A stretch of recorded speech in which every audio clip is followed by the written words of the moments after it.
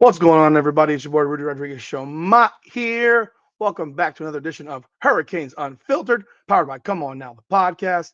Hit the like button, subscribe to the channel, ring the bell, leave a comment. Bro, it is game day in just about, 20 hours as I'm recording this video. Miami Hurricanes hosting the Florida Gators. Number 4, Miami Hurricanes 3-0 against the Gators 1-2. It's going to be a big day. Big day, big game. Obviously, these are teams, players that are rather familiar with each other. They know each other in general, and it is still a rivalry game. So even though I always say, like, I don't care about rivalry games in terms of who, how, and making a difference in winning a game, it's still a rivalry game. So there's a lot more passion in the fan bases and so forth and stuff like that. But there are 3 keys to victory for the Miami Hurricanes in this game, and we're going to talk about those things right now. For starters, let's talk about the keys for the Miami Hurricanes. These are about the keys for the Miami Hurricanes. Keys to victory for the Miami Hurricanes. I don't care about what the Florida Gators think their keys to victory are, because I think it's fairly obvious what they think their keys to victory are. Miami Hurricanes, key number 1, and I think this is the most obvious one of them all: stop DJ Lagway. Contain DJ Lagway. Put him on his ass. You make contact. You make the hit. He gets put on to the ground. Cannot let DJ Lagway feel comfortable. You cannot let him roll out. You cannot let him get into open space. He is an athletic quarterback. He does have a big arm, so you want to keep him contained.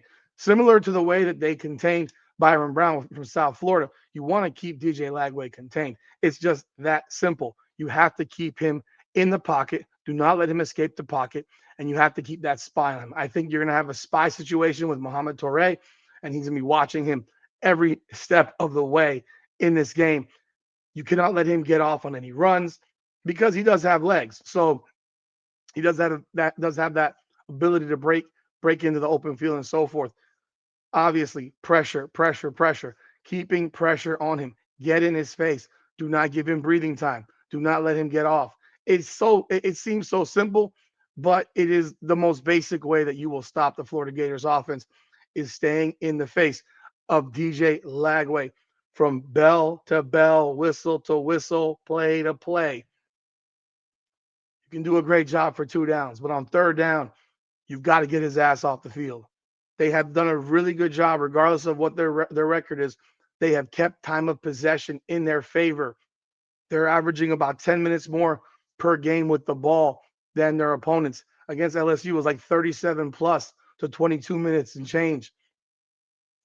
And the reason they lost that game was very simple. DJ Lagway threw 5 picks. So clearly, they have the ability to move the ball. You have to keep them contained, though. You got to keep him contained primarily. You got to keep him contained. You keep him in the pocket. You put him on his ass. It's the most simple way to victory. That's key number 1. Key number 2 to this game: establish the run.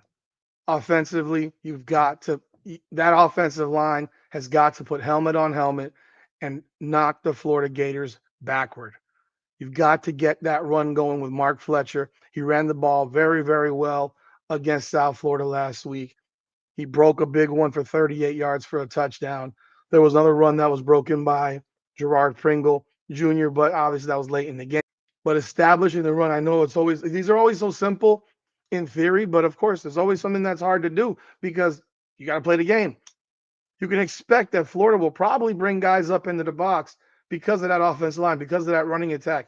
So you have to punch them in the face, push them back.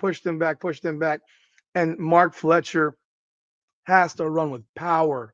He has to run with force. And I'm hoping that we see Jordan Lyle back out there, and he has that big play ability to break a big one with his speed.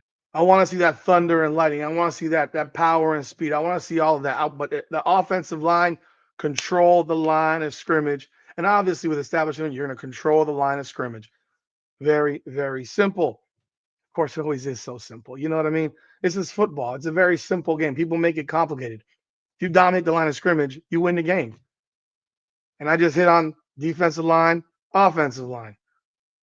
You handle those 2 spots, everything else, it doesn't matter. As long as you don't turn the ball over and give the ball away, You handle defensive line pressure on Lagway, contain an offensive line, pounding them in the freaking pounding them smash mouth football.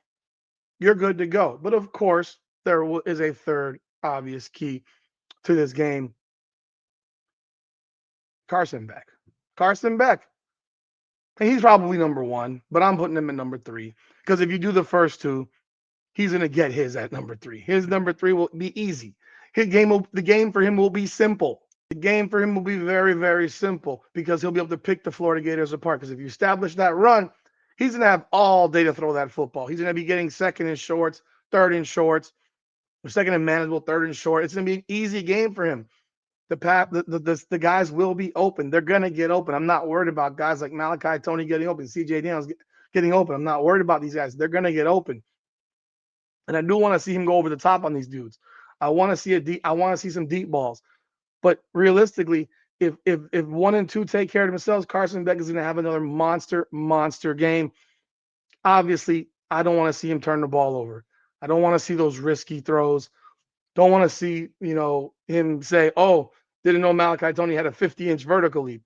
It's cute when you win 49-12, but those types of plays can bite you in the ass. Those types of plays can bite you in the ass. So I don't want to see any turnovers. Turnovers are the only way, realistically, the only way that the Florida Gators can win this game. Miami turns the ball over, is sloppy with the ball. It's truly the only way Florida has a chance to win this game. Because if Miami's clean with the ball, Miami's just better. Miami's just better, more talented on both sides of the ball. So be clean with the ball. It's just very, very simple. And that's really it, man. Obviously, there's a couple of other things that Miami needs to take care of, and that's don't burn timeouts on stupid crap. Don't commit dumb penalties. Don't do the dumb things.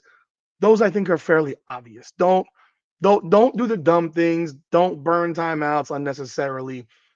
Be present in the moment. Don't lose focus. But those three keys: contain DJ Lagway, dominate the offensive line of scrimmage and run that damn ball, and Carson Beck have another great game. You do those three things, Miami's going to win this game 45-14 or some shit like that. 45-10. It's going to be a wipeout. And we know it can happen because we saw what happened last week because that's how Miami played last week.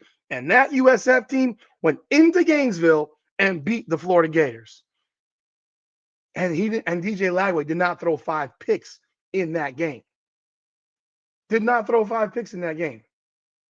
There's nothing truly that worries me about the Florida Gators when it comes down to it, but these are keys to victory, and I think the Hurricanes will get it done. And obviously, you get out front early, and then you can pin your ears back and go after them. Y'all let me know y'all thoughts in the comments. Remember, we will be there, Blue Section parking lot, handing out lanyards for Hurricanes Unfiltered. Just subscribe to the channel. We appreciate y'all. We hope to see you tomorrow. And let's go, Canes. Let's get the job done. Let's get this rivalry game out the way so we can take a break for a week and then get ready for the big one at Florida State in 2 weeks. That's all I got. Hit the like button, subscribe to the channel, ring the bell, leave a comment. This is Hurricanes Unfiltered, powered by Come On Now, the podcast. Come on now.